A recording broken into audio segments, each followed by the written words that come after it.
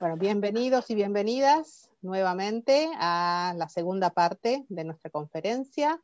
Es un gran honor para mí presentarles esta segunda parte. For those of you who need English simultaneous translation and are just joining us, please note at the bottom of your bar there is a little globe and you can use the English channel to hear the presentation in English. Y ahora les lo invito a Ali a hacer la presentación de nuestra prestigiosa doctora Ana Bouquet. Correcto. Muchas gracias, Claudia. Buenas tardes a todas, a todos, bienvenidos de vuelta. Estoy muy contento de poder estar aquí en esta sesión y de estar participando en este lanzamiento de la red y de ahora tener el privilegio de presentar a nuestra querida doctora Ana Bouquet Corleto. Ella es investigadora titular y directora del Centro de Investigaciones y Estudios de Género de la UNAM, aquí en la Ciudad de México. Es doctora en Sociología, maestra y licenciada en Psicología. Y también es especialista en estudios de género y educación superior y tiene diferentes publicaciones en la materia, entre las que destacan Imaginario Occidental y Expulsión de las Mujeres de la Educación Superior, Equidad a Debate, Trayectorias de Mujeres, Educación Técnico-Profesional y Trabajo en México, El orden de género en la educación superior, una aproximación interdisciplinaria y un texto en coautoría que me parece que es seminal en esta materia, que es Intrusas en la Universidad. Bueno, la doctora tiene una amplia trayectoria en la construcción de instituciones, el diseño de políticas universitarias y públicas y el desarrollo de proyectos académicos en el área de género y educación superior. Bajo su dirección se dio la transformación del Programa Universitario de Estudios de Género en Centro de Investigación y Estudios de Género de la UNAM, como estamos constituidos el día de hoy. Es también coordinadora del proyecto Institucionalización y Transversalización de la Perspectiva de Género en la UNAM, coordinadora fundadora de la Red Nacional ANUYES de Instituciones de Educación Superior Caminos por la Igualdad de Género y coordinadora del Observatorio Nacional para la Igualdad de Género en las Instituciones de Educación Superior. Ha recibido diferentes premios, entre ellos el Premio Méliès de la Organización Universitaria Interamericana en 2017 y Margherita von Bretano de la Universidad Libre de Berlín en 2013, como reconocimientos a su trayectoria profesional y sus aportes a las políticas de igualdad de género en instituciones de educación superior. También fue acreedora a la presea Emilia Galindo en 2016, que es otorgada por la Asamblea Legislativa del entonces Distrito Federal, hoy Ciudad de México, en el rubro de ciencia, investigación y difusión. Bueno, ha sido invitada en múltiples ocasiones como conferencista magistral, ponente y docente, así como evaluadora de proyectos de investigación y de artículos académicos a nivel nacional e internacional. Así que, bueno, es una gran trayectoria y es un gran privilegio para nosotras y nosotros el día de hoy tenerla aquí como nuestra ponente magistral el día de hoy con una ponencia que haya titulado Lo académico y lo político, dos vertientes de los estudios de género en las instituciones de educación superior. Así que sin más preámbulo, te escuchamos, Ana. Muchas gracias. Muy buenas tardes a todas y a todos, a quienes nos siguen por las distintas redes sociales y sistemas virtuales que tenemos ahora. Muchas gracias, Ali, por la presentación. Un saludo y un agradecimiento y felicitación a Claudia, a Asia, a Amneris, a Benjamín por esta iniciativa tan maravillosa de crear esta red latinoamericana interdisciplinaria de género. Y bueno, de estudios de género en realidad en las artes, ciencias y humanidades en las Américas, o sea, estamos hablando de Latinoamérica y Norteamérica también. Me parece que es un diálogo que hacía falta, sin duda. Así que felicidades por esta iniciativa. A mí me da muchísimo gusto ser parte de esta red y les agradezco enormemente además esta invitación a poder reflexionar y dialogar con ustedes sobre algunos temas de género y educación superior, justamente. Bueno, yo nombré esta charla como lo académico y lo político, dos vertientes de los estudios de género en las instituciones de educación superior, para hacer visibles justamente dos formas de los estudios de género y del feminismo dentro de las universidades que me parece interesante que las podamos identificar como caminos diferentes, pero al mismo tiempo absolutamente vinculados el uno con el otro. Y eso es lo que trataré a lo largo de esta charla de mostrar y de compartir con ustedes. Quisiera empezar con algo que ya se mencionó en la primera sesión de este encuentro, que tiene que ver con la importancia de los estudios de género, y mis colegas plantearon cosas fundamentales, ¿no? Que tal vez yo voy a reiterar un poco. Me parece importante plantear que el feminismo, una de sus grandes contribuciones justamente es el concepto de género para poder analizar y comprender las desigualdades entre hombres y mujeres, y que este campo de estudios nos permite explorar y entender los mecanismos tanto culturales, sociales como subjetivos, o sea, estamos hablando también de las personas que interactúan para preservar un sistema de organización social que históricamente ha mantenido a las mujeres y a las personas sexogenérico diversas en una condición de subordinación. Así que este campo de estudios lo que busca es no solo producir conocimiento, porque produce una enorme cantidad de conocimiento, además en muchísimas disciplinas, ¿no? Yo plantearía que en todas las disciplinas de las ciencias sociales, las humanidades y las artes, y en muchas otras disciplinas vinculadas a las ciencias biológicas y la salud, etcétera. Justamente lo que hace este campo de conocimiento es producir herramientas conceptuales, herramientas metodológicas que permitan transformaciones sociales. O sea, preguntaban en la sesión anterior el hilo conductor de los estudios de género, y recuerdo que Moira y alguna otra de las colegas planteaban que el hilo conductor es justamente la transformación de sociedades que son desiguales, que son injustas, que son excluyentes en sociedades justas, igualitarias e incluyentes, ¿no? Y también los estudios de género son una fuente fundamental para el diseño y la implementación de políticas públicas, justamente para poder generar estos cambios en las sociedades y en las instituciones, y yo voy a hablar de esto más adelante. Y otra cosa que me interesa resaltar, y lo retomó la doctora Lucía Sichea con mucha claridad, es que desde este campo de estudios se producen críticas tanto éticas como epistemológicas al androcentrismo con que se ha construido la ciencia moderna. Así que, sin duda, los aportes del feminismo y los estudios de género son múltiples y son fundamentales para transformar a nuestras sociedades. En la dimensión académica quiero abordar tres aspectos, básicamente. Que se trata además, cuando yo hablo de la dimensión académica, estamos hablando de la producción y la transmisión del conocimiento. Y en este sentido destaco a la investigación, a la formación de recursos humanos y a la docencia.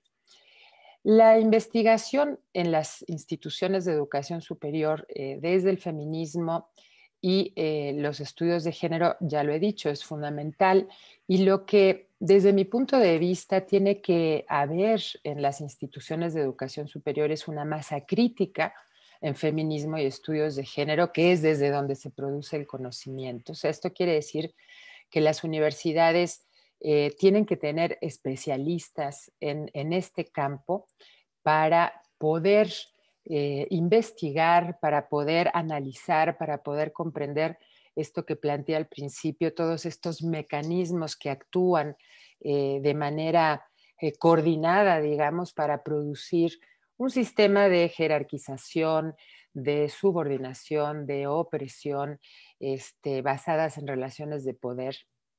Y para ello necesitamos gente que esté preparada para hacer este tipo de investigaciones.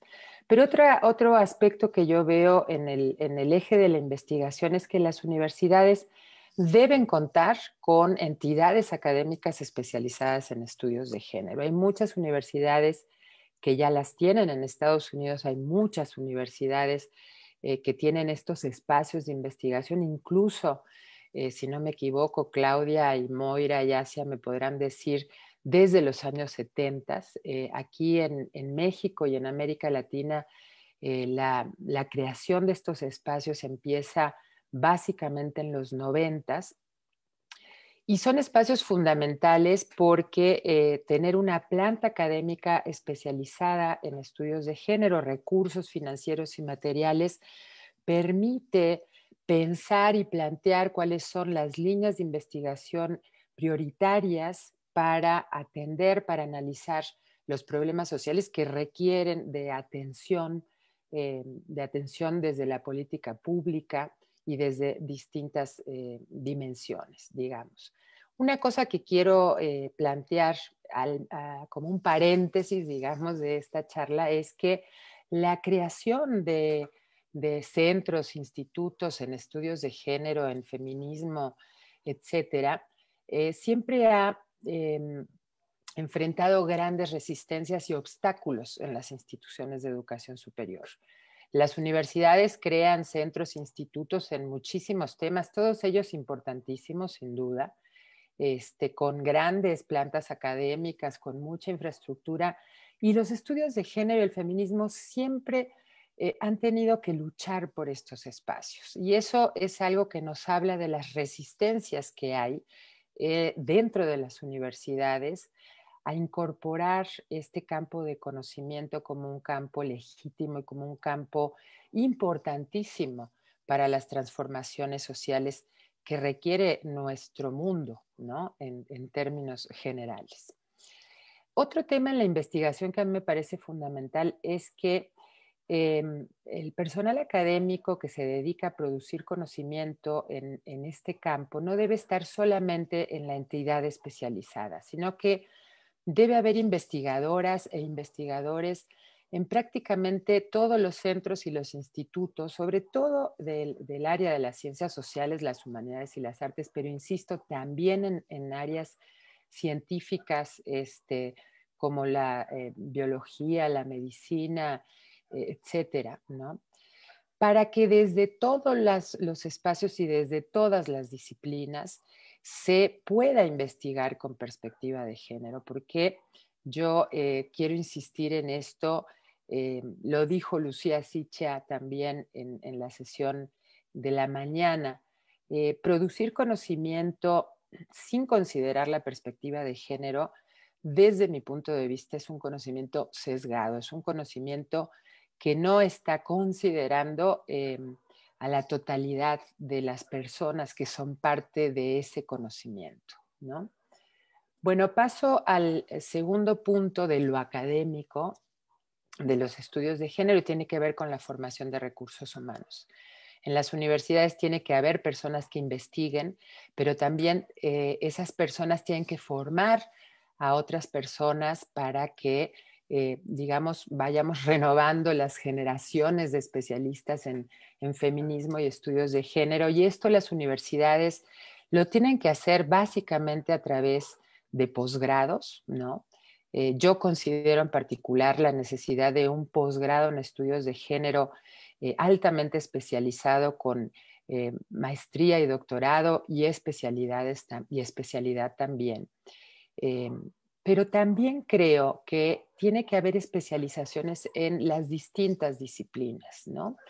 Esto quiere decir que además de una maestría y un doctorado en estudios de género, en la UNAM estamos a punto de llegar a este momento tan anhelado que es tener un programa de posgrado en estudios de género.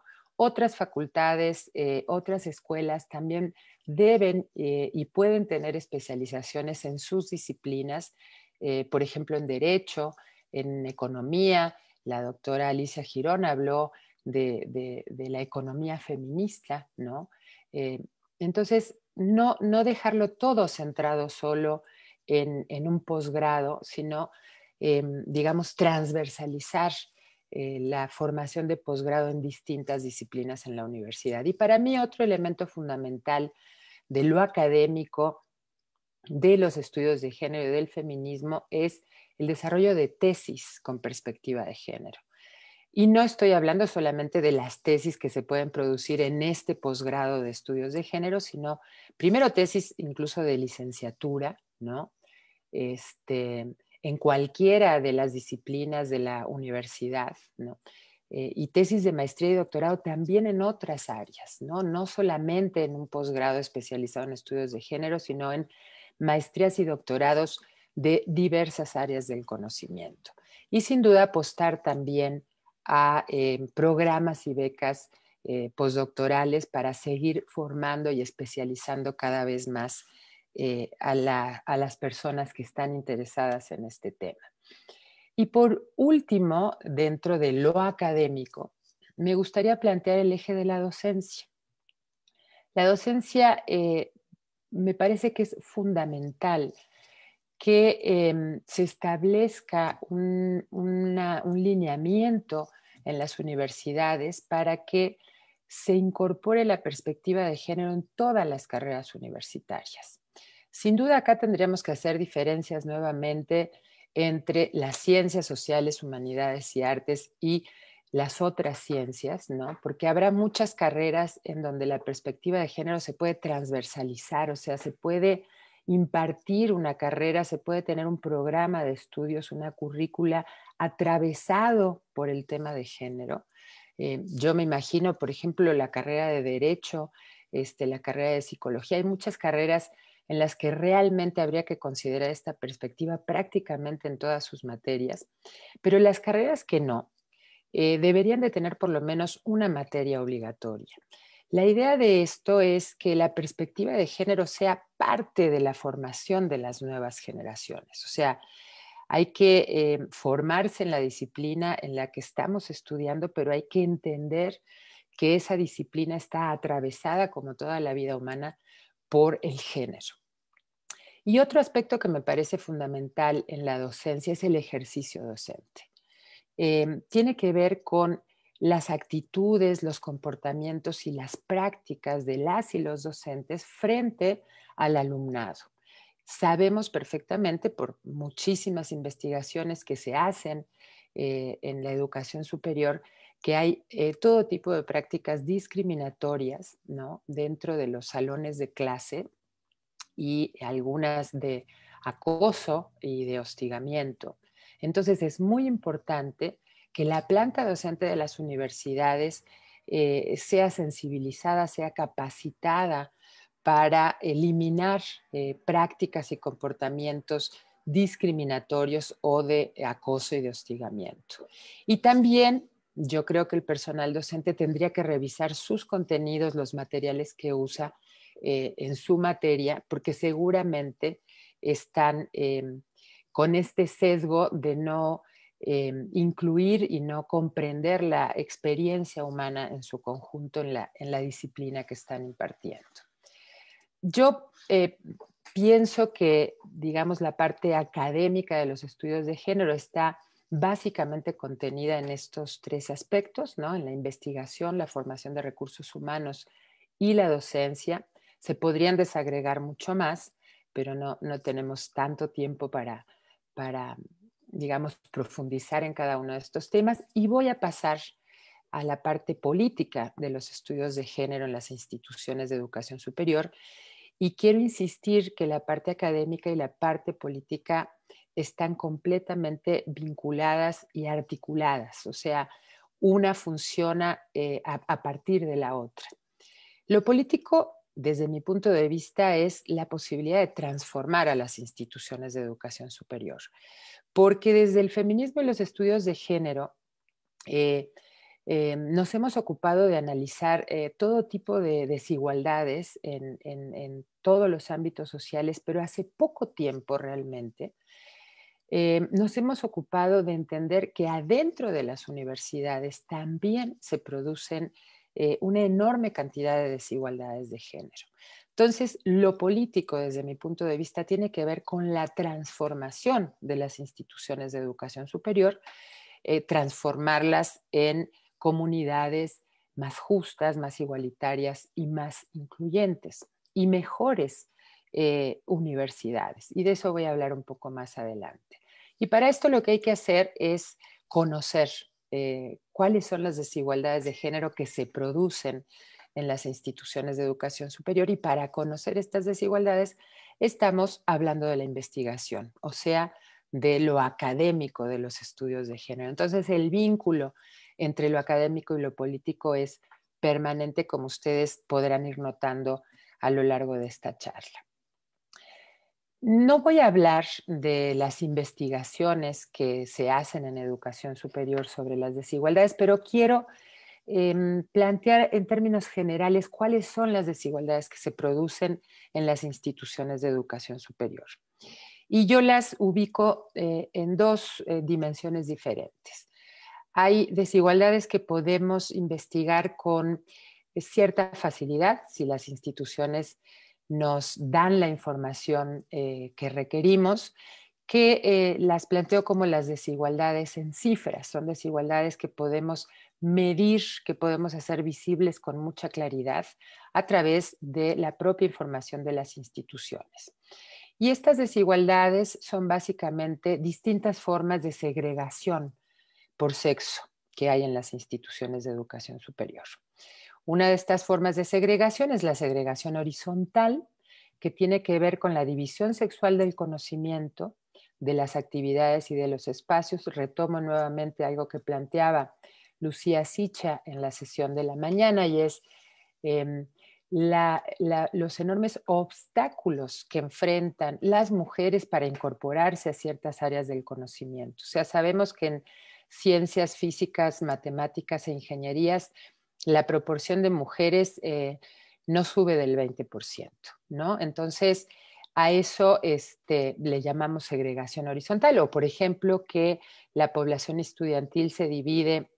Las mujeres están mucho más presentes en carreras como enfermería, como trabajo social, como pedagogía, y los hombres están mucho más presentes en carreras como ingeniería, etcétera, ¿no? Entonces, eso tiene que ver con la segregación horizontal. Y luego la segregación vertical, que nos habla básicamente del menor acceso que tienen las mujeres a los salarios más altos, a los reconocimientos y a la toma de decisiones, ¿no? O sea, las mujeres adentro de las instituciones de educación superior, igual que en cualquier otro espacio social, tienen menor acceso al dinero, al reconocimiento y al poder. La otra parte de las desigualdades, que yo las planteo como desigualdades ocultas, que son desigualdades que para poder hacerlas visibles, para poderlas medir, para poderlas observar, se necesitan aplicar técnicas más de carácter cualitativo. Tienen que ver con tres cosas fundamentales: con la discriminación que hay en las instituciones de educación superior hacia las mujeres y hacia colectivos de los grupos LGBT, la violencia de género, que es un problema tremendo que hay en las universidades y que ha habido movilizaciones importantísimas. En la UNAM en particular hemos tenido movilizaciones de estudiantes de distintas facultades que, por cierto, déjenme decirles que han impulsado de una manera decisiva cambios normativos y estructurales en la UNAM. Y la otra forma de desigualdad oculta, que para mí es muy importante y que de esto habló la doctora Alicia Girón, es la división sexual del trabajo, ¿no? Y es que tiene que ver con que la sociedad ha depositado en las mujeres las responsabilidades de la vida familiar, las responsabilidades domésticas, las responsabilidades de cuidado, como decía Alicia, la reproducción social, ¿no? La reproducción de la fuerza de trabajo. O sea, el mundo y la economía ha dividido el trabajo remunerado y el trabajo no remunerado. Y el no remunerado le toca a las mujeres, y además de no ser remunerado, no es reconocido y es muy desgastante. Y todas las mujeres sabemos, y los hombres que lo hacen también, y ahora en época de pandemia es mucho más claro porque estamos metidas y metidos en las casas todo el tiempo, ¿no? Lo desgastante y lo necesario al mismo tiempo que son las actividades domésticas y de cuidados. Y bueno, es imposible que una mujer tenga las mismas oportunidades que un hombre de desarrollar su trayectoria académica si ella destina, por ejemplo, 20 horas semanales más que el hombre a las responsabilidades familiares, ¿no? En fin, yo ahí me podría extender, pero no quiero hablar de las desigualdades, sino pensar en la parte política para transformar a las instituciones de educación superior. Entonces, en lo político, básicamente la propuesta es poder institucionalizar y transversalizar la perspectiva de género. Y yo ubico 3 ejes fundamentalmente que tienen que ver con la normatividad, con las estructuras y con las políticas públicas dentro de las instituciones de educación superior.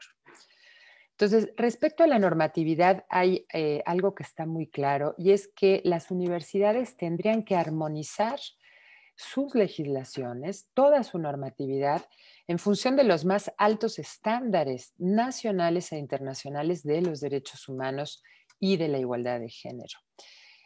Sabemos que todo el cuerpo normativo, toda la legislación universitaria, en muchas universidades tienen muchos años, décadas, muchas décadas, y que para nada están considerados estos temas, ¿no? Entonces, es fundamental hacer este proceso de armonizar la legislación universitaria con los temas de derechos humanos e igualdad de género. Pero además de tener una legislación en estos términos, ¿no? Atravesada por la perspectiva de género, por las condiciones que se vive adentro de estas comunidades de desigualdad, es necesario crear también normativa específica, ¿no? Normativa específica para promover la igualdad de género adentro de las comunidades. Y a su vez, también es necesario crear normativa específica para atender, para investigar, para sancionar y para erradicar la violencia de género. La violencia de género, y aquí me detengo tal vez un momento a plantear que la violencia de género es una de las manifestaciones de la desigualdad de género, la más cruda, la más dura, la más terrible, ¿no? Pero es necesario atenderla por separado del impulso de las políticas de igualdad, porque la atención de la violencia de género, investigar los hechos, ¿no? Sancionar a las personas que ejercen estos actos de violencia, es un fenómeno, digamos, que requiere de un alto nivel de especialización y que requiere ser atendido de manera específica. Por eso, desde mi punto de vista, es muy importante tener, por un lado, la normatividad para impulsar la igualdad de género y, por otro lado, la normatividad para poder atender la violencia de género. En el caso de las estructuras, que es la segunda dimensión que yo quiero analizar de la parte política de los estudios de género en las universidades, yo planteo que tiene que haber 3 tipos de estructuras. Las estructuras académicas, y entonces acá volvemos al vínculo entre lo académico y lo político, ¿no? Pero sin duda las estructuras académicas, y a esto me refiero, por ejemplo, con la entidad académica especializada en investigar desde el campo de los estudios de género y el feminismo, pues las estructuras académicas son las que alimentan, ¿verdad?, la parte política. Entonces, tener una estructura académica, sin duda, tener estructuras para la igualdad, igual que la normatividad. En el caso de las estructuras también, yo considero, y este es el modelo que ha seguido la UNAM, lamento mucho que está ladrando mi perro, pero es parte de la situación del confinamiento y no lo voy a poder callar, así que espero que no interrumpa demasiado. Entonces, yo estaba planteando que la igualdad de género, el impulso a la igualdad de género requiere de estructuras especiales. En el caso de la UNAM, tenemos un modelo que yo creo que es bastante bueno y que vamos a ver los resultados que vamos a obtener Siempre los cambios, las transformaciones de las instituciones no son inmediatos, ¿no? Entonces habrá que ir evaluando. Pero las estructuras de igualdad que tenemos en la UNAM, en particular, son una comisión del Consejo Universitario, una comisión de carácter deliberativo, que es, digamos, el cuerpo colegiado que discute, que dialoga, que reflexiona sobre qué es lo que necesita la universidad para avanzar en la igualdad y para atender la violencia de género, ¿no? Y entonces desarrolla, diseña normatividad, lineamientos, etcétera, etcétera. Tenemos a su vez una instancia central para impulsar la igualdad de género, o sea, esta es una coordinación, la Coordinación para la Igualdad de Género en la UNAM, que es una instancia más de carácter operativo, o sea, es la instancia que puede implementar las políticas de igualdad, porque como cualquier política pública, la igualdad de género requiere implementarse, ¿no? Y por el tamaño de la UNAM, que es enorme, estamos hablando de una universidad que somos cerca de 400,000 personas, ¿no? Con muchísimas sedes, con muchísimas entidades académicas, necesitamos instancias locales, ¿no?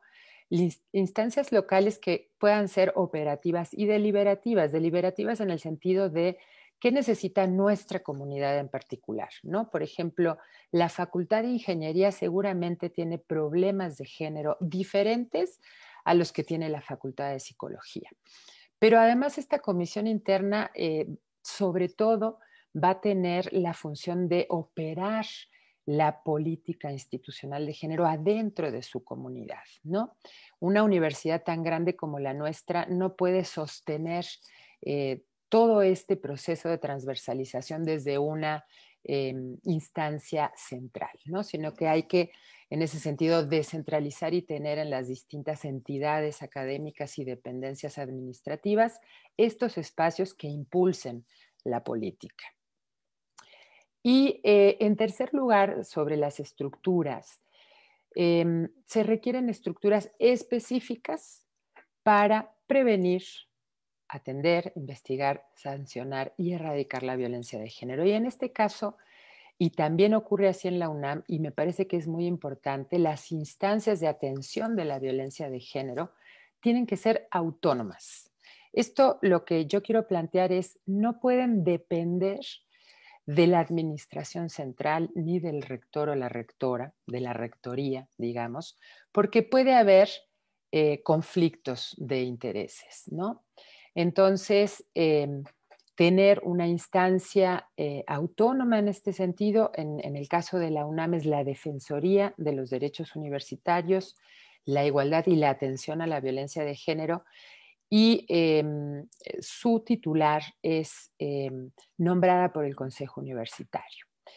Y a su vez, y esto no ha ocurrido en la UNAM, pero creo que es fundamental que ocurra, esta instancia central, esta estructura central para atender la violencia de género, tiene que tener a su vez estructuras locales, porque nuevamente, insisto, tenemos una universidad de más de 400,000 personas y un espacio no nos va a funcionar para atender las quejas que haya por parte de la comunidad universitaria sobre acoso, hostigamiento, discriminación, etc. Por último, en la dimensión que estoy planteando, la parte política de los estudios de género en las universidades, me voy a referir a las políticas públicas, a las políticas institucionales de género. Las universidades deben de contar con una política institucional de género porque esa va a ser la base y la plataforma de qué universidad queremos tener que considere y que mantenga condiciones de igualdad entre todas las personas que integran esta comunidad. Y para esto, teniendo un plan, digamos, institucional de género, necesitamos a su vez que ese plan aterrice, ¿no?, en la universidad, en cada una de sus comunidades, de sus pequeñas comunidades, ¿no? La facultad de ciencias, la Escuela Nacional de Enfermería y Obstetricia, puedan implementar esa política institucional adentro de sus comunidades a través de planes de igualdad. Los planes de igualdad son fundamentales porque a través de los planes podemos establecer los objetivos que queremos conseguir, las metas que tenemos, metas específicas para alcanzar en periodos específicos, ¿no? Y a su vez, un tercer elemento de la política institucional tiene que ver con un sistema de evaluación. Si vamos a implementar una política institucional y vamos a desarrollar planes de igualdad, pues tenemos que saber si esos planes están produciendo los efectos esperados dentro de cada una de las comunidades. Por lo tanto, las universidades también tienen que contar con un sistema de seguimiento, de monitoreo, de evaluación de la implementación de la política institucional de género. ¿Qué acciones se pueden impulsar dentro de las universidades? Voy a nombrar muy pocas, habría muchísimas para plantear. Voy a nombrar algunas de ellas. Sin duda, disminuir las tendencias de segregación vertical y horizontal, ¿no?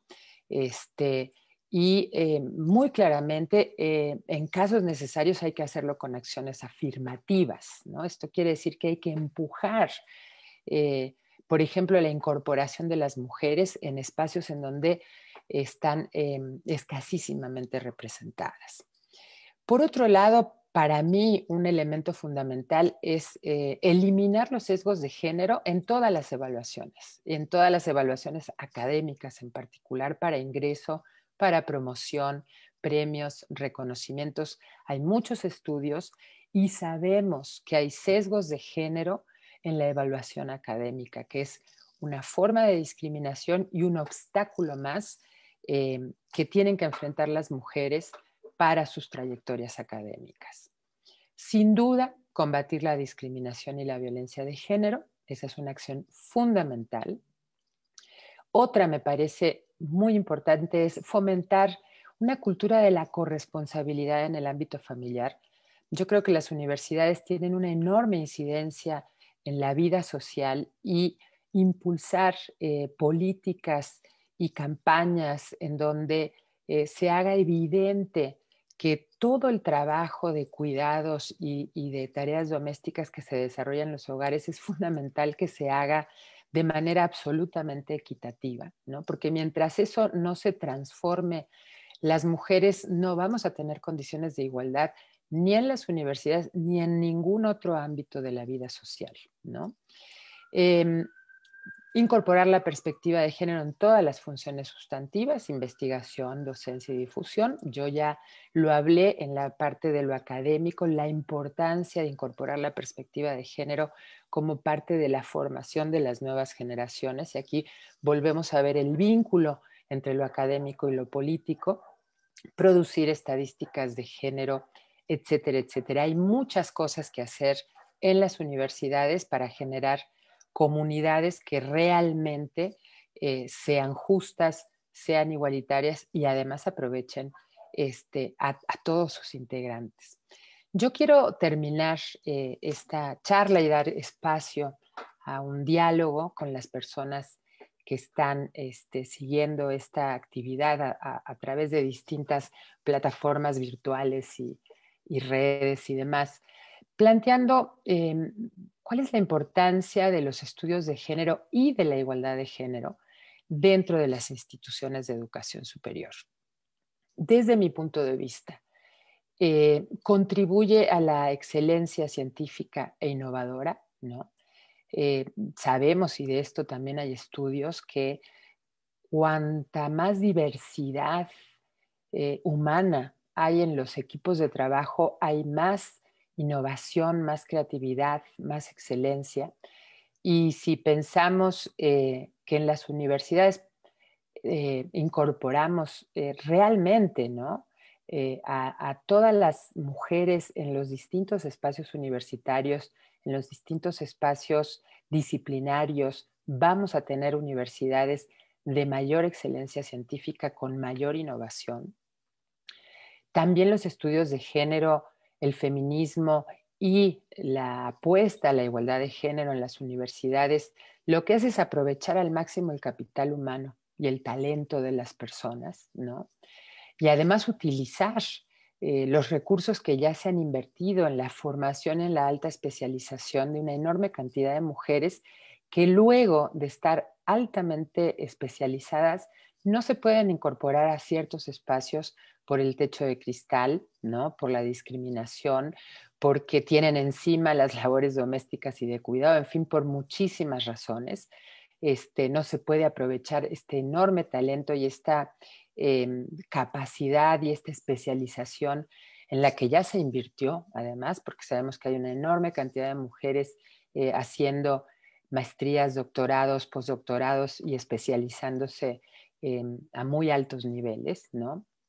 Otra cosa muy importante desde mi punto de vista es que la igualdad de género en las instituciones de educación superior mejora los ambientes institucionales y además previene la violencia de género, ¿no? O sea, por eso insisto, eh, impulsar la igualdad de género siempre va a ser un mecanismo importantísimo para prevenir la violencia de género. Y otra cosa que me parece fundamental es que propicia, coadyuva a un cambio cultural adentro de las comunidades, un cambio cultural que es muy, muy importante.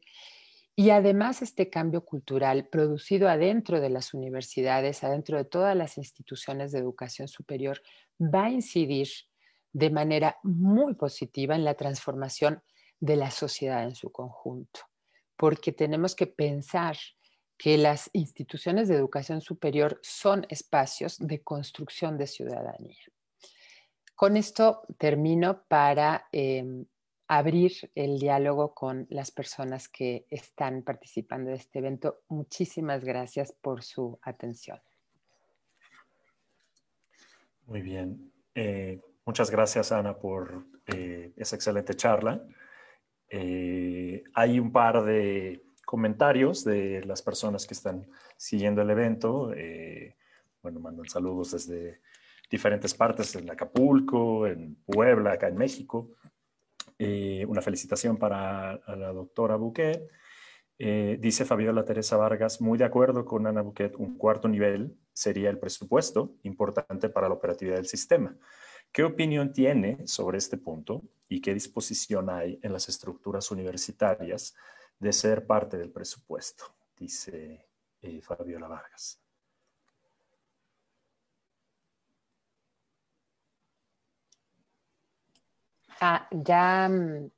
Bueno, si quieres podemos juntar un par.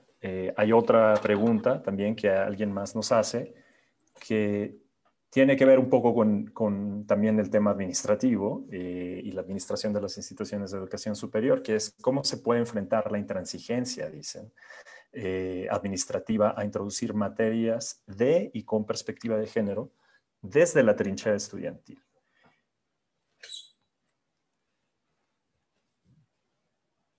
También, bueno, Marilu Aguirre dice exactamente, hay más excelencia conforme incorporamos a más personas. Muchas gracias, Ali.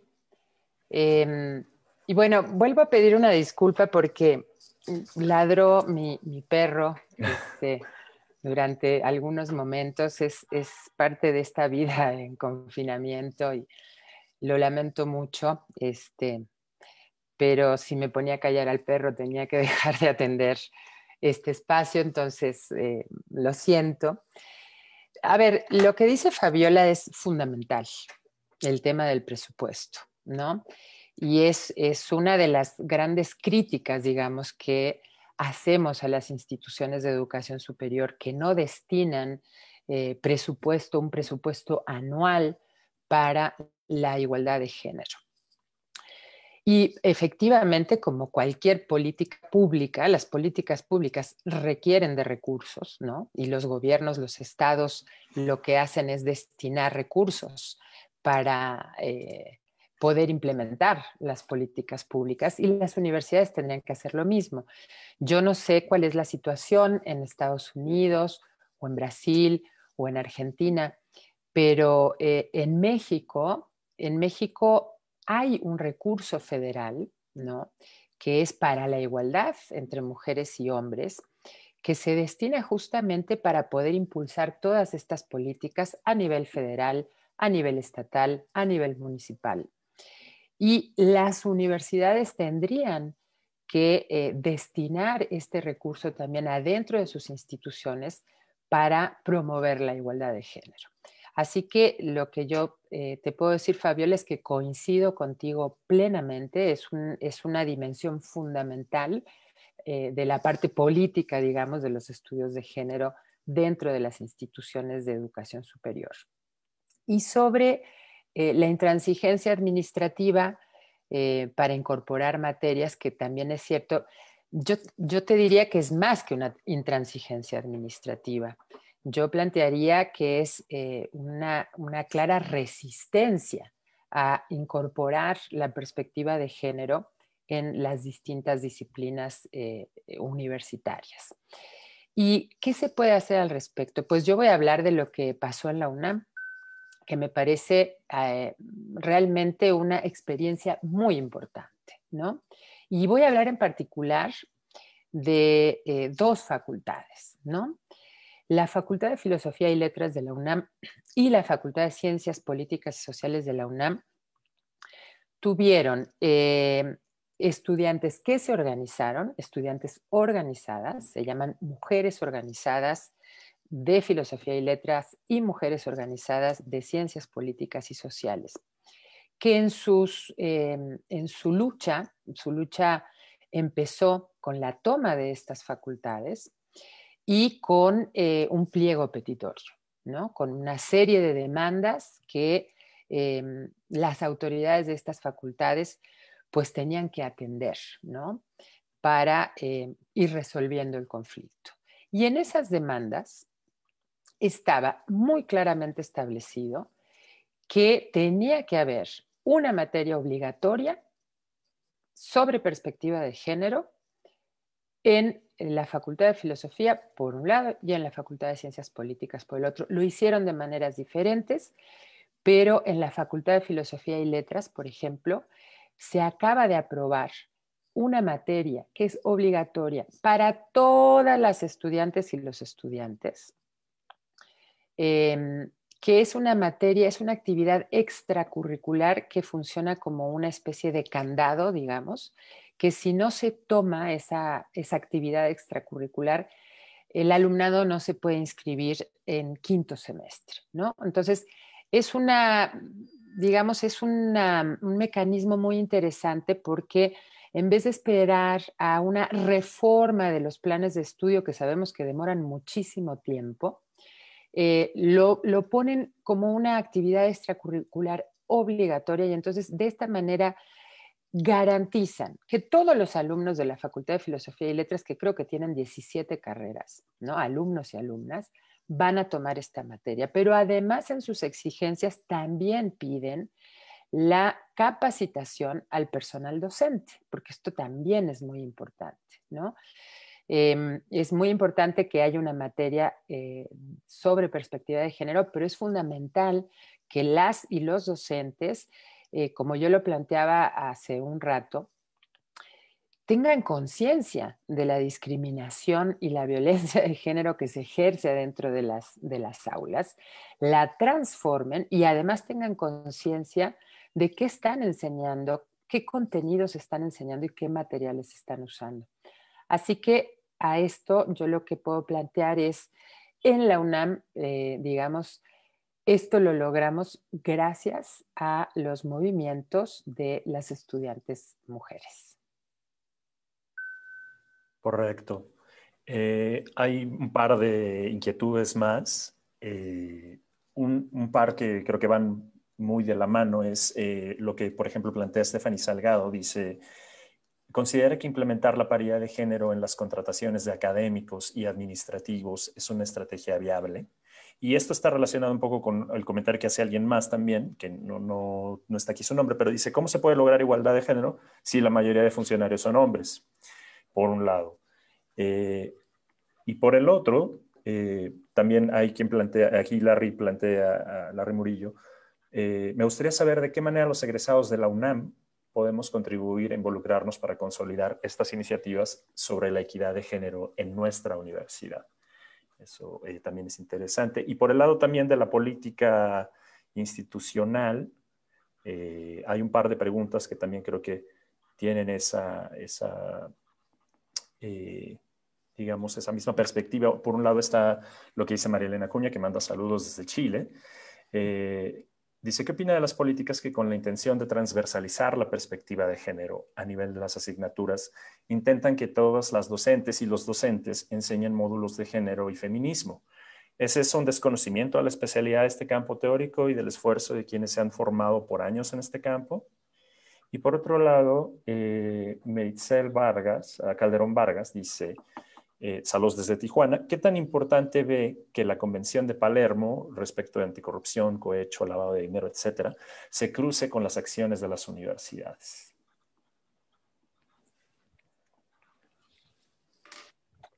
Muy bien, pues muchas gracias por todos los comentarios y las preguntas.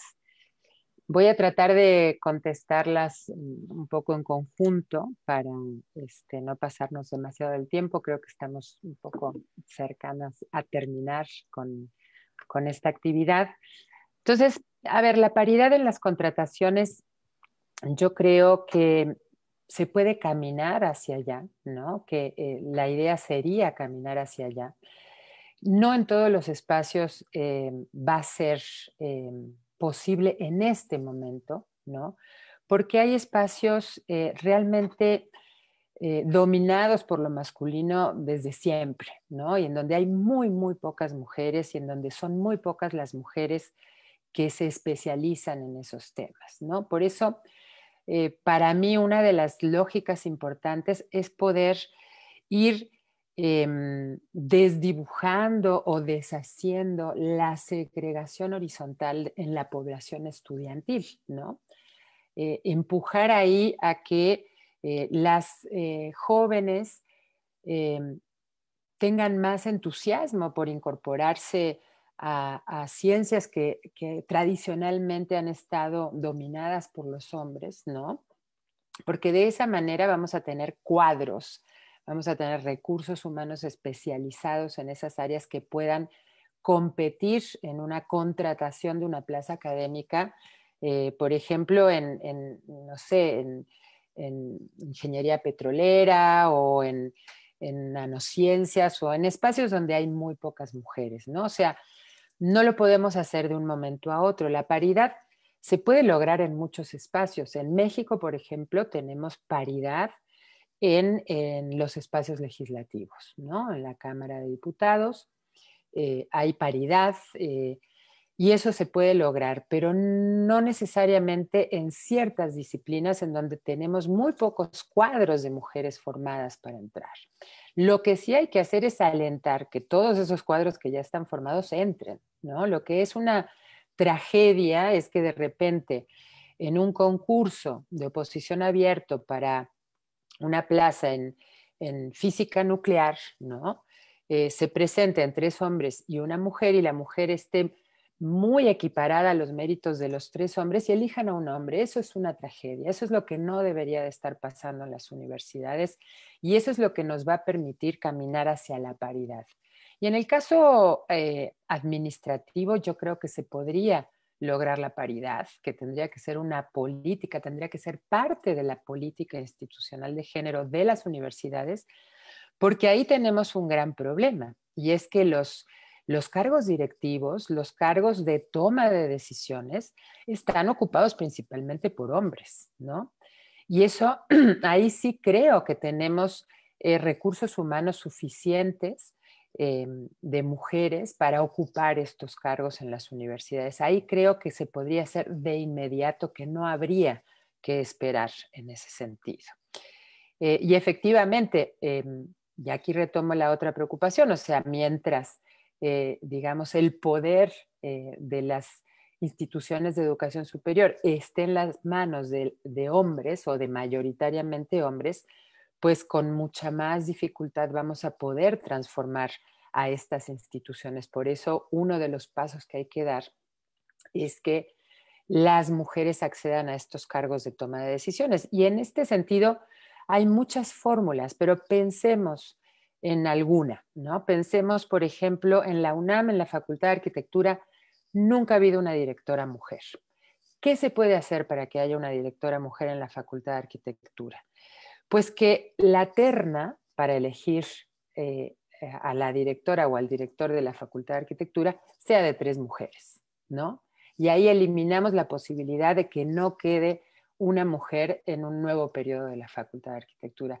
Esas son las acciones afirmativas, que son acciones afirmativas siempre de carácter temporal, ¿no? Las acciones afirmativas no son de carácter permanente, es para poder romper un poco el desequilibrio histórico que hay de la participación de las mujeres en ciertos espacios de la universidad.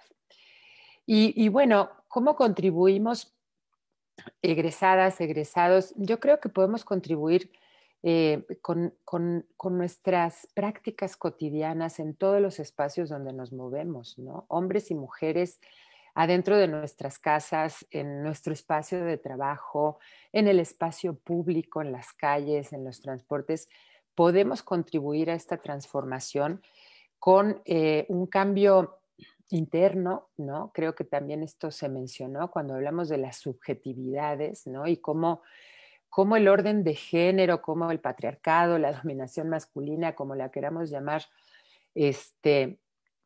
actúa a través de cada una y de cada uno de nosotros, a través de nuestras identidades, a través de nuestras subjetividades. Entonces, la transformación individual es fundamental para una transformación global, para una transformación colectiva. Así que cambiando las relaciones de desigualdad que podemos estar sosteniendo con la pareja, con hijas, con hijos, con amigues, ¿no? Me parece muy, muy importante. Y bueno, transversalizar el tema de género no quiere decir que todos los cursos de todas las carreras sean sobre feminismo y estudios de género, no, para nada. Quiere decir que, por ejemplo, si en una materia que damos sobre lo que ustedes quieran, sobre historia, sobre derechos, sobre identidades, psicología, por ejemplo, veamos la bibliografía que estamos poniendo. Capaz que estamos dando a leer a puros hombres que han desarrollado seguramente ideas muy valiosas, importantes, pero también habrá mujeres que han desarrollado teórica y conceptualmente un montón de cosas que no se están considerando en la bibliografía, por ejemplo, ¿no? Esa es una forma de transversalizar el género. Entonces, la idea es, no nos vamos a salir de la materia ni de la disciplina que estamos impartiendo, pero la vamos a mirar desde la perspectiva de género para entender cuál es la participación de las mujeres dentro de eso que estamos enseñando, ¿no?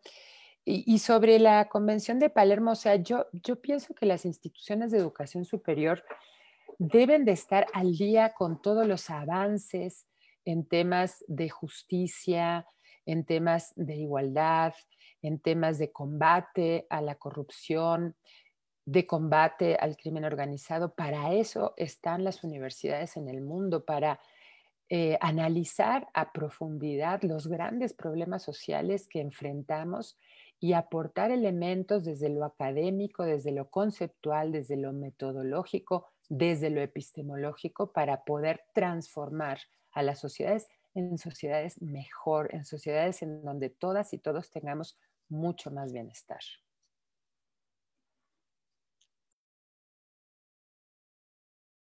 Sí, bueno, como decía Ana, ya estamos un poco sobre el tiempo, pero creo que hay un par de cuestiones más que valdría mucho la pena, si pudieras comentar un poco sobre ellas, Ana. Una, por ejemplo, tiene que ver lo que plantean tanto Ileana Palafox como Heréndira Infinita sobre el presupuesto, este tema del presupuesto que se tocó también ya.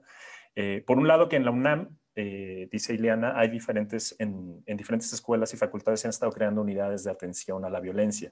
Es posible que ellas accedan a este presupuesto federal que mencionaste, dice Ileana, y Heréndira también dice, ¿cómo sumar a las universidades estatales a estudiar la violencia de género cuando no se tiene presupuesto, ¿no? Me parece que en México la materia está centralizada como los recursos, dice Heréndira. Y por otro lado, otra cosa que me parece muy, muy interesante es lo que plantea Abraham Nieto, que dice, ¿cómo se podría vincular este análisis de exclusión por razones de género a cuestiones de diferenciación basada en razones de preferencia sexual e identidades de género disidentes?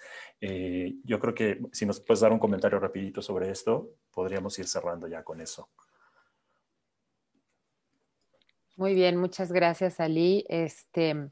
Ileana y Heréndira, bueno, es un tema como especializado, el tema de los recursos, ¿no? De lo que se llama el anexo 13 en los recursos, en el presupuesto de egresos de la Federación, que es donde está la bolsa de dinero para la igualdad entre mujeres y hombres. Y tiene mucho que ver las universidades, si son autónomas, si son públicas, si son estatales, si son privadas, etcétera, etcétera. Pero sí es un recurso, digamos, las universidades autónomas lo que deberían de plantear es desde su inicio, disculpen ustedes, es que cada vez que tocan el timbre, han venido a tocar el timbre 3 veces a mi casa en este momento, pues mi perro guardián ladra y me defiende. Lo siento mucho. Entonces, lo que deberían de hacer las universidades públicas, ¿no? Que reciben dinero público, es desde que piden su presupuesto anual, considerar en ese presupuesto una parte del presupuesto para atender las políticas de igualdad de género y de atención a la violencia de género.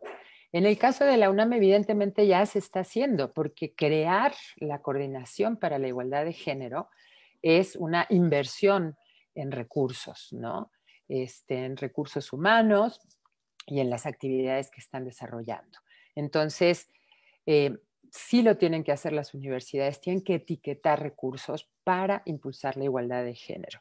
Y tienen sin duda que, y esto tiene que ver, no sé si es Ileana o Heréndira la que lo preguntó para investigar sobre la violencia de género, esto tiene que ver con la parte académica y con la parte política. Por ejemplo, nosotras en el CIEG, en el Centro de Investigaciones y Estudios de Género, una de nuestras investigadoras, la doctora Lucía Núñez, trabaja sobre los temas de violencia de género, ¿no? El CIEG digamos, decidió desde su consejo interno, su cuerpo colegiado, que la violencia de género es una línea de investigación prioritaria y por lo tanto destinamos recursos de este centro para que se investigue ese fenómeno que hay que acabar con él, ¿no? Y respecto a Abraham, la pregunta sobre diversidad sexual está contenida en todo esto. O sea, cuando hablamos de igualdad de género, sin duda que el problema estructural profundo es entre mujeres y hombres, digamos, pero tiene que ver con, y también lo decía alguna de mis colegas en la mañana, tiene que ver con todo lo femenino y lo feminizado, ¿no? O sea, o con todas las identidades que no cumplen con el modelo del orden de género hegemónico y tradicional, ¿no? Entonces, en las universidades tenemos que trabajar por la igualdad de género, hablando de la igualdad de las mujeres adentro de las universidades y de cualquier persona, grupo o colectivo que pertenezca a los grupos LGBT, ¿no? Cualquier identidad sexogenérica que no sea, digamos, que no cumpla con la expectativa del modelo de género hegemónico. O sea, lo que buscamos desde los estudios de género es la participación amplia y absoluta de todas las personas, sin importar la identidad de género, la orientación sexual, etcétera, etcétera. Y en ese sentido, desde el CIEG estamos trabajando también en eso, adentro de las instituciones de educación superior, porque necesitamos conocer a esas personas, a esos grupos, a esas poblaciones, saber qué se necesita, qué hay que hacer. Entonces, en las encuestas que estamos levantando para entender las desigualdades de género en las instituciones de educación superior, estamos preguntando la identidad de género, la orientación sexual y tener estos elementos para que las políticas estén orientadas a la inclusión, a la igualdad y a la justicia de todas las personas que conformamos esas comunidades. De acuerdo. Pues muchas gracias, Ana. Y gracias también a las demás personas que mandaron sus comentarios y sus preguntas. Se quedaron un par ahí en el tintero, pero bueno, nada más decir, están de acuerdo con lo que se citaba sobre el currículum y cómo está también masculinizado, etcétera. Y por ahí también Erendira Sánchez dice, me alegraré cuando haya la primera rectora de la UNAM. Bueno, yo me alegraré también bastante. Todas nos alegraremos, ¿no? Seguramente. Muy bien. Pues muchas gracias, Ana. Muchas gracias por tu lucidez, Verdadero por tu claridad. placer, la verdad, con muchísimo gusto. Yo quiero mandarles saludos a todas, a todos, a todes que están en distintas ciudades y en distintos países. Me dio muchísimo gusto y me hubiera encantado verlas y verlos, pero así estamos en esta época de confinamiento. Muchas gracias. Así es. Bueno, será para nuestra próxima reunión, ¿cierto, Claudia?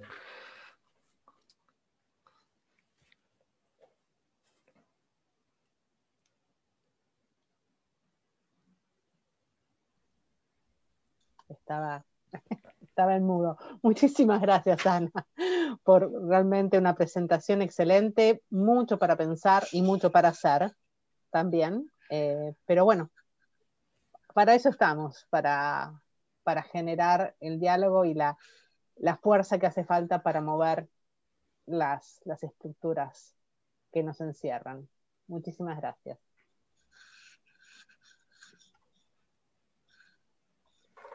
Benjamín, te cedo la palabra. Muchas gracias, Claudia, y pues no me queda sino presentarme para quienes no sepan quién soy. Benjamín Juárez Echenique, director del Centro de Estudios Mexicanos de la UNAM en la ciudad de Boston, ubicado en la Universidad Pública de la ciudad, en UMass Boston, y también miembro del Consejo Ejecutivo de la Red Interdisciplinaria de Estudios de Género de América, y pues me complace mucho participar en la clausura de este gran evento y el primer paso en el lanzamiento de la red. Lo que más celebro de esta red es la apertura incluyente a académicas y académicos que abordan los estudios de género desde sus distintas disciplinas y así enriquecen nuestras perspectivas y abren la colaboración en todo el continente y más allá.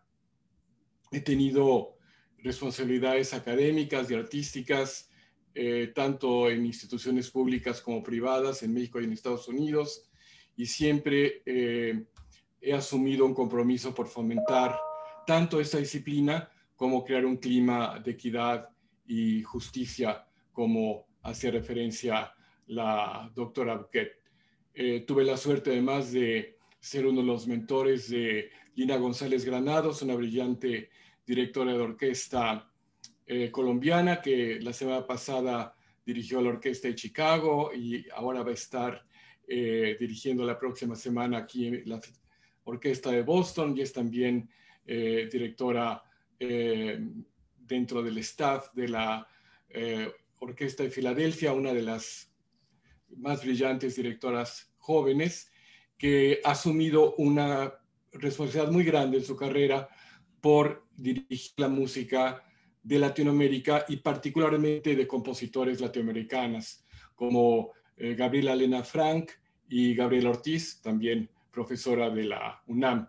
No me queda sino darles las gracias a Claudia, a Abneris, a la doctora Ana Bouquet, a mi querida y brillante amiga Moira, a cada una de las coordinadoras de los grupos, cada participante, las intérpretes que han hecho un trabajo impecable y muy, muy en especial a Asia Nupen y a Héctor, que han realmente puesto muchísimos kilos y muchísimas horas y días en el nacimiento de esta red que realmente considero un gran logro para todas, todos y todes. Y pues te escuchamos, mi querida Moira. Muchísimas gracias. ¿Estoy en el lugar correcto? A ver, speaker, ok. Muchísimas gracias por darme la palabra, mi querido Benjamín.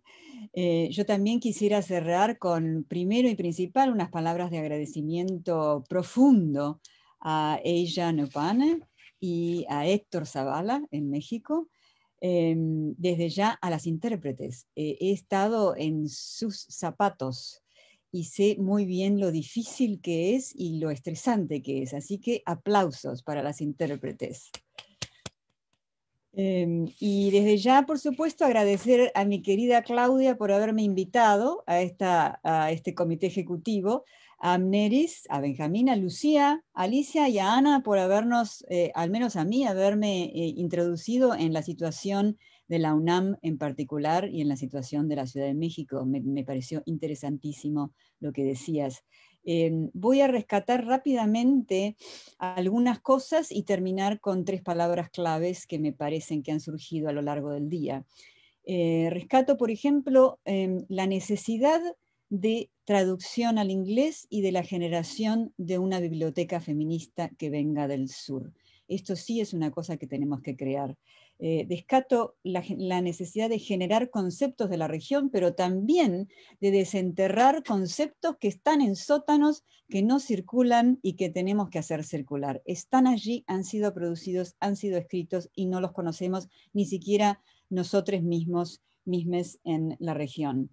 Rescato que en todas las ponencias, todos hablamos de lo mismo, del hecho inevitable de que el ser hablante significa estar en género. No hay absolutamente ninguna posibilidad de salir de esta condición, con lo cual la perspectiva de género es absolutamente humana, es necesaria, es inevitable. Descato también que a lo largo de todo el día surgió, yo creo, el hilo conductor, volviendo a la metáfora del hilo conductor de la política, de la cuestión de que habitamos arreglos sociales con respecto al género que nos son incómodos, opresivos, insuficientes, desagradables, inclusive yo diría estructuralmente violentos. Con lo cual la necesidad del cambio se impone. Otra cosa que surgió que me parece interesante recalcar, y creo que sobre todo Benjamín la trajo, es que me parece, tengo la sensación de que nos está faltando un grupo sobre derechos humanos, que también es una cuestión que podríamos afilar. Me encantó el colorismo de Alicia, la perspectiva de una economía púrpura y una economía verde. Creo que tenemos que hacer gran uso de los colores y agradezco muchísimo al que hizo el póster el afiche de Line, que tiene unos colores absolutamente maravillosos y que encima nos benefician a todos los rostros en esta situación virtual obligada en la que estamos. Destaco una cosa que dijo Ana que Ana, te quiero decir, yo vengo diciendo hace mucho tiempo, pero me parece que la articulaste maravillosamente bien, con el ejemplo que sucede en la facultad, creo que dijiste Filosofía y Letras de la UNAM, que es la creación de una materia o de una actividad práctica o una actividad extracurricular que sea obligatoria para el estudiantado y para el profesorado, con respecto a adquirir los elementos básicos de lo que significa habitar el género. Y rescato por último también algo que dijo Ana también, la necesidad de transversalizar la problemática de género en todos los ámbitos universitarios. Vuelvo al campo por la lucha por legitimar los estudios de género. Yo no conozco muy bien el estado de los estudios de género en otros países latinoamericanos. En la Argentina está bastante desarrollado, pero sí, efectivamente, Ana, como vos decías, en Estados Unidos es un campo establecido desde los años 70, o sea que aquí no se necesita ese trabajo tanto, ¿no? Y por último, porque veo que ya estamos muy sobre la hora, no quiero perder la brújula de lo político, que es una brújula que surgió a lo largo de todo el día. Y voy a rescatar la brújula de lo político con 3 palabras que quiero subrayar, que aparecieron repetitivamente. Una palabra es el entusiasmo. Quisiera traer a colación esta profesión que me toca en esta parte de la vida y decirles que el entusiasmo en realidad tiene una raíz que significa inspiración divina en nuestro interior. El entusiasmo quiere decir que estamos inspirados divinamente. El entusiasmo por la necesidad viene del no ceder, de algo inevitable, etimológicamente hablando. El entusiasmo por la necesidad del cambio, el cambio viene del trueque de una cosa por otra. Entonces quisiera resumir estas 3 palabras en una oración que se me ocurrió escribir.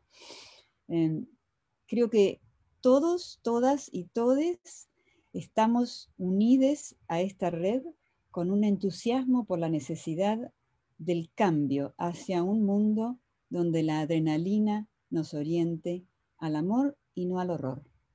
Muchísimas gracias todos los presentes, todas, todes, todos los presentes por estar con nosotros.